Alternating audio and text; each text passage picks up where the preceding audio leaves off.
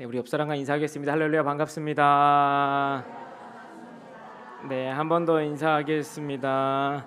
오늘도 은혜 충만한 예배가 되시기를 바랍니다. 네, 세상에는 많은 모임이 있습니다. 그 중에 우리가 지금 이렇게 모인 것도 모임의 한 종류입니다. 세상의 많은 모임은 각자의 유익을 위해 따르지만 지금 모임은 우리의 유익을 따르는 모임입니까? 아닙니까? 잘 모르겠어요. 네, 괜찮습니다. 지난주에 나눴던 말씀인데 모르실 것 같아서 다시 한번 복습을 준비해 왔어요. 네, 우리의 유익을 따르기보다는 하나님을 기쁘시게 하기 위해 모인 모임인 줄 우리가 알고 있습니다. 그리고 우리 모임의 목적은 하나님이 부르셨다라는 것에서 출발하게 됩니다. 그래서 그 단어가 뭐라고 했냐면요, 지난주에 네, 에클레시아라고 했습니다. 한 분 대답해 주셨어요. 입모양으로 에클레시아. 자신 있게 되는데 에클레시아 이렇게 해주셔가지고 아무튼간에 우리는 에클레시아 무엇으로부터 모은다라는 의미의 에클레시아라는 단어를 교회로 활용하고 있습니다. 이 교회의 모임엔 이유가 있습니다. 바로 사도행전 2장 37절에 나와 있는데 안 나와요 화면에. 네, 우리가 어찌할꼬라는 물음에서 시작했습니다. 사도 베드로는 회개를 촉구하며 구원 공동체로 부르셨음을 우리는 지난주에 배워보았습니다. 우린 이 부르심을 나에서만 끝내고 교회의 문을 내려야 될까요? 아니면 더 살려나가야 될까요? 별로 살리고 싶은 마음이 없으신 것 같아요. 문 닫아도 이제 여한이 없으신 것처럼 말씀하시는데, 네, 우리는 이 교회를 살려야 돼요? 그냥 문 닫아야 돼요?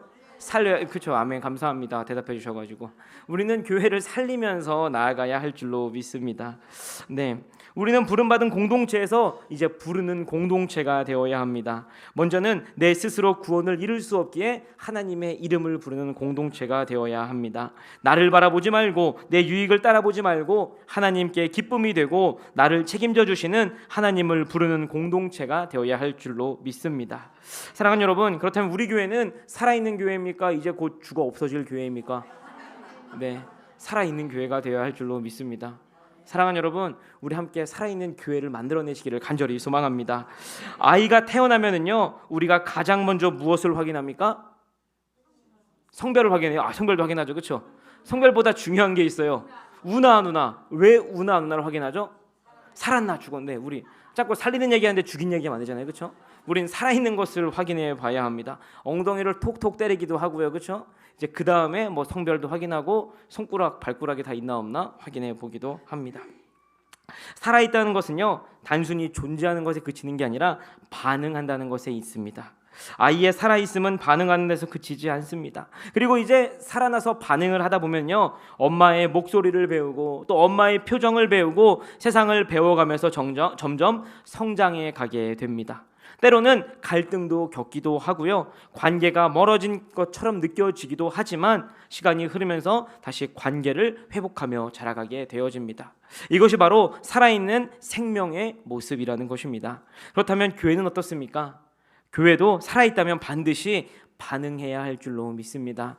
말씀에 반응해야 하고 또 서로에게 반응해야 하고 하나님께 반응해야 하고 세상을 향해 반응해야 할 것입니다.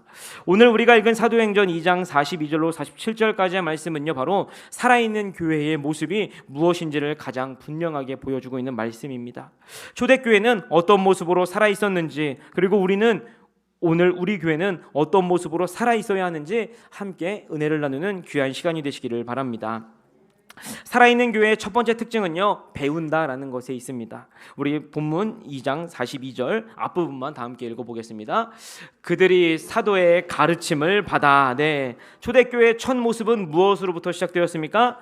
가르침으로부터 시작되었습니다. 모임과 행사와 봉사가 먼저 선행되지 않았고요, 가장 먼저 배움이 있었다라는 것입니다. 왜냐하면 살아있는 공동체는 반드시 기초를 제대로 배워 나아가야 했기 때문입니다. 교회의 모임에서 가르친 사람들을 사도라고 합니다. 사도들은 누구였습니까? 예수 그리스도와 함께 동행하였던 사람들입니다. 그 말은 예수 그리스도의 말과 행동을 통하여 삶을 직접 보고 경험하고 느낀 사람들이라는 것입니다. 더 나아가서 그들은요, 예수 그리스도의 십자가 고난과 사흘 만에 부활한 예수 그리스도를 만나고 새로운 사명을 얻은 사람들입니다. 즉 사도들은 단순한 종교 지식의 전달자가 아니라 예수 그리스도의 증인이 되었다라는 것이지요. 사도들이 가르친 내용은 예수님이 누구인가, 하나님의 나라는 무엇인가? 구원은 무엇인가? 교회는 무엇인가? 그렇다면 성도들은 어떤 삶을 살아내야 하는가를, 이런 것들을 배우는 공동체가 되었습니다. 사랑하는 여러분, 살아있다는 것은요, 배우는 데서 시작이 되어집니다. 우리는 어떻게 살아가야 할까요? 아동부 아이들에게 예배 때 질문합니다. 그때마다 아이들은요, 뭐라고 대답하는 줄 아세요? 잘. 우리가 어떻게 살아야 할까요? 잘. 어떻게 잘? 열심히. 어떻게 열심히? 최선을 다해서. 사실요, 아동부만 그런 게 아니고요, 청소년부, 청년교회, 또 교회에서 모임을 하다 보면요, 대부분 이렇게 대답해요. 잘, 열심히, 최선을 다해서, 처음부터 잘. 이 무한의 굴레에서 빠져나올 수가 없습니다. 근데 왜 그렇게 대답할까요? 우리는 이에 대한 명확한 대답을 알지 못하기 때문입니다. 사도들이 가르친 내용은 예수님이 무엇을 가르치셨나를 보아야 합니다. 마태복음 4장 17절 말씀입니다. 우리 다 함께 읽어보겠습니다. 이때부터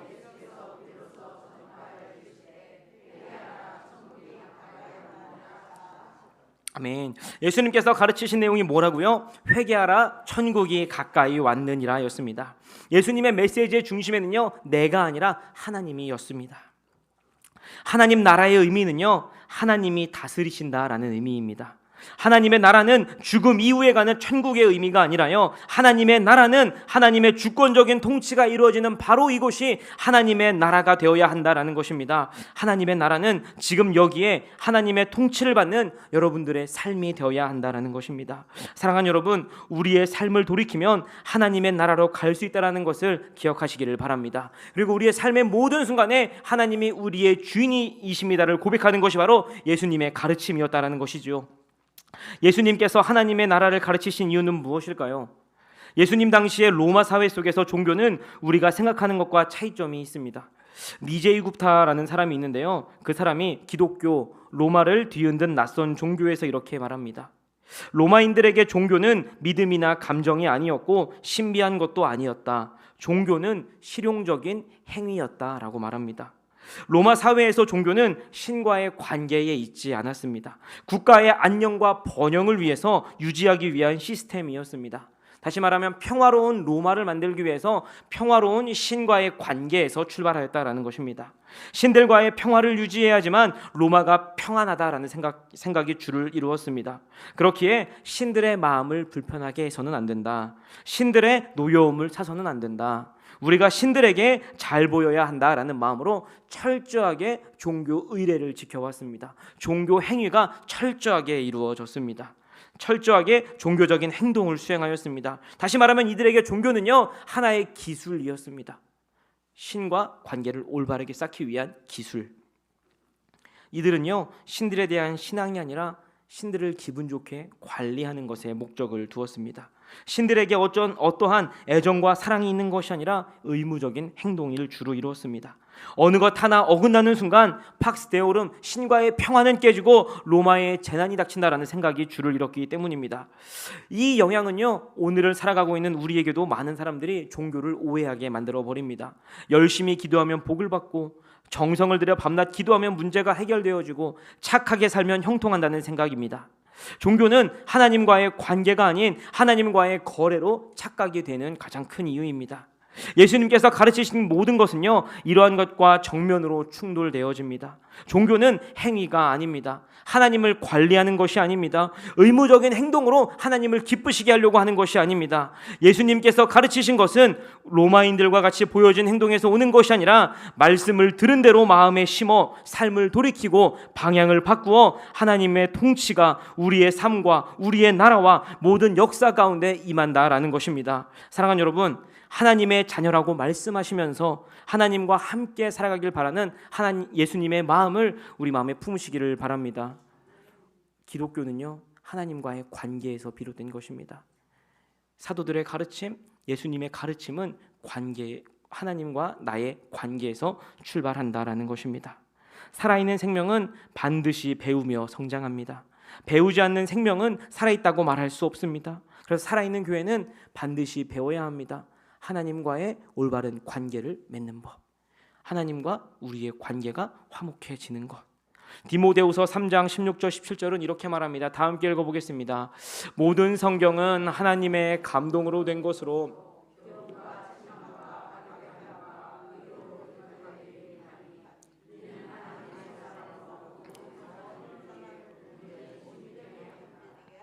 아멘.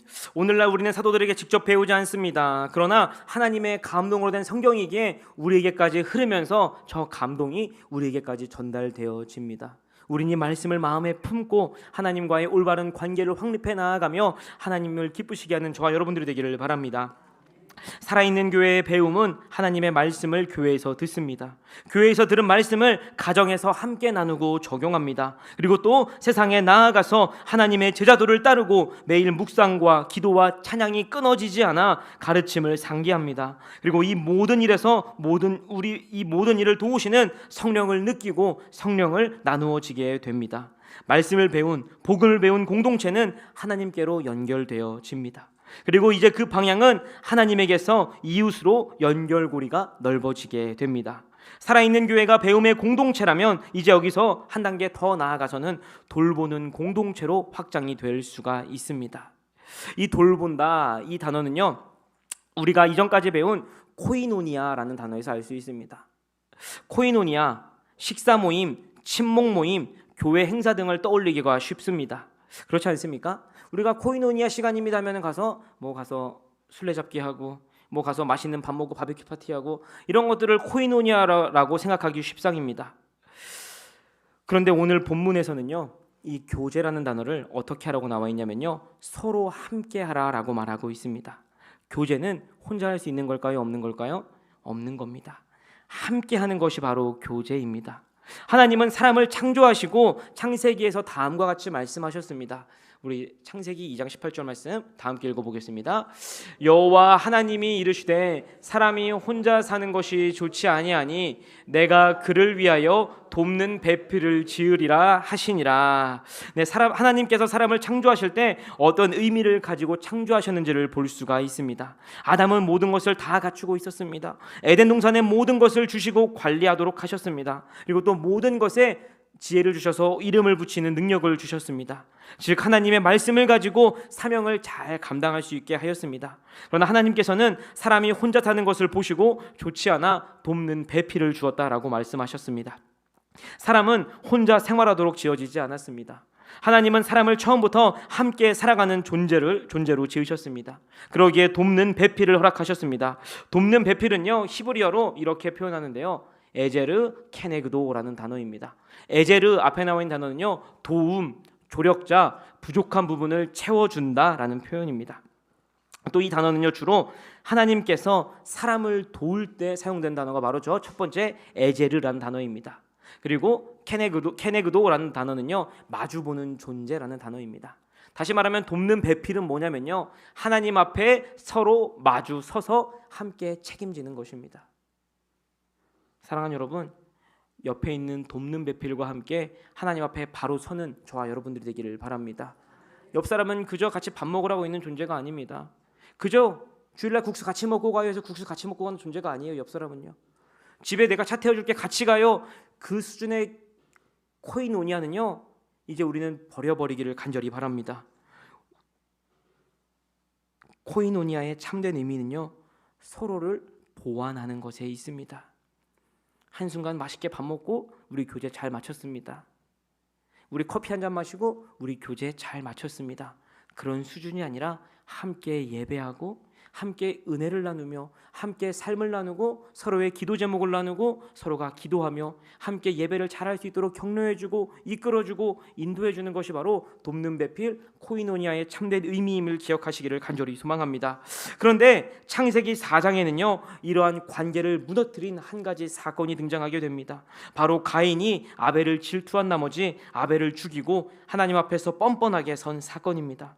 하나님께서 가인에게 아벨이 어디 갔는지 물으십니다. 그때 가인의 대답이 어떻습니까? 창세기 4장 9절 말씀 빨간 글씨만 읽어보겠습니다. 내가 내 아우를 지키는 자니까. 네.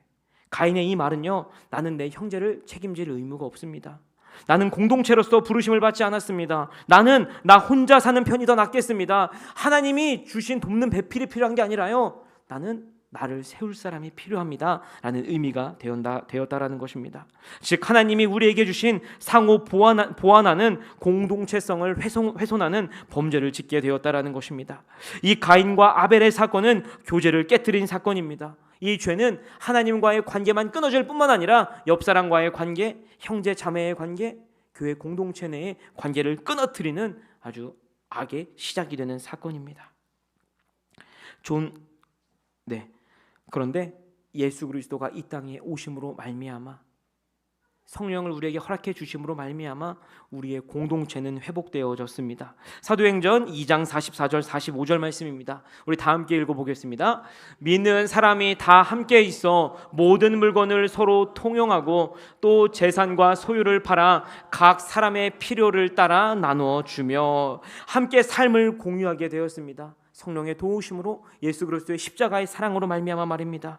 서로의 부족한 부분을 채워주기 위하여 서로의 필요를 나누게 됩니다. 이것은 단순한 나눔의 행위에서 그치지 아니하고 창세기 4장에서 무너졌던 공동체의 회복, 교제의 회복이 일어났다라는 것입니다. 신학자 존 스토트는 교제에 대해서 이렇게 말합니다.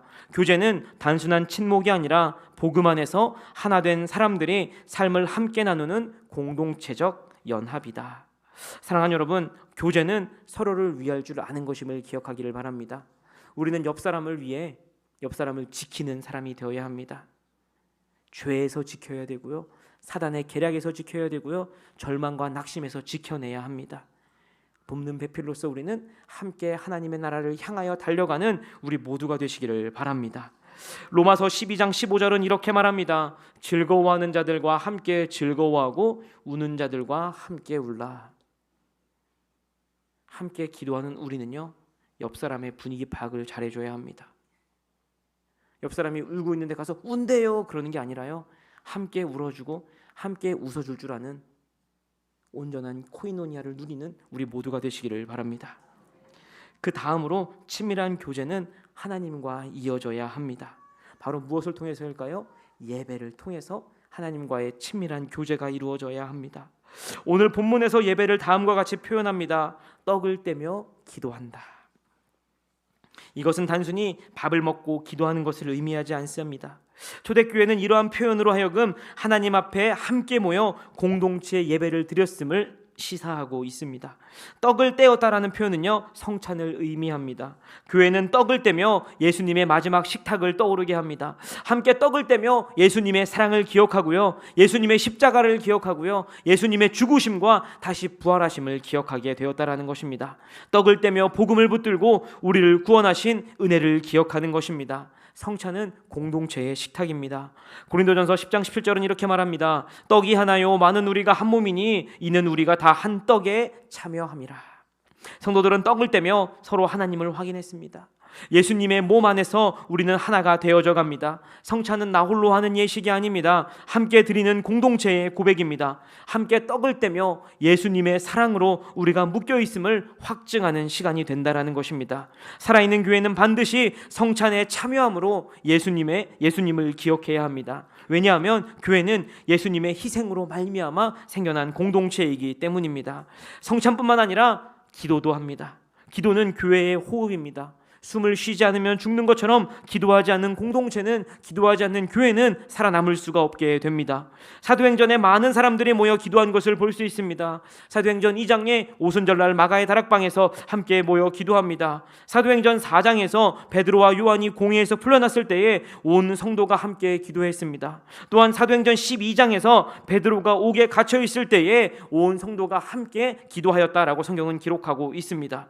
교회는 계속해서 함께 기도해 힘썼습니다. 그리고 본문 46절에는 이렇게 말합니다. 날마다 마음을 같이하여 성전에 모이기를 힘쓰고 집에서 떡을 떼며 기쁨과 순전한 마음으로 음식을 먹고. 성전에서도 모이고 집에서도 모입니다. 예배는 특정한 장소에서 드려지는 것이 아니라 교회에서도 모이고 가정에서도 모입니다. 또 다른 외부에 나가서 함께 떡을 떼고 기쁨이 넘치고 흠이 없는 마음으로 함께 나누게 되었습니다. 예배는 장소에 국한되지 않고 삶이 되었습니다. 주일 하루로 예배를 다 드린 것처럼 하지 않았습니다. 즉 예배는요, 건물 중심이 아니라 삶으로 중심이 옮겨져서 예배가 삶이 되고 삶이 예배가 되어지는 은혜를 누렸다라는 것입니다. 사랑하는 여러분, 살아있는 교회는 모든 순간이 예배가 되어야 할 줄로 믿습니다. 여러분들의 삶이, 저의 삶이 매 순간 예배가 되어서 하나님과의 교제가 끊어지지 않고 우리가 하나님의 사람임을 날마다 확증하며 삶을 살아내는 저와 여러분들이 되기를 바랍니다. 마지막 살아있는 교회의 특징은요, 전도하는 교회라는 것입니다. 오늘 본문 47절 말씀입니다. 다 함께 읽어보겠습니다. 하나님께 찬미하며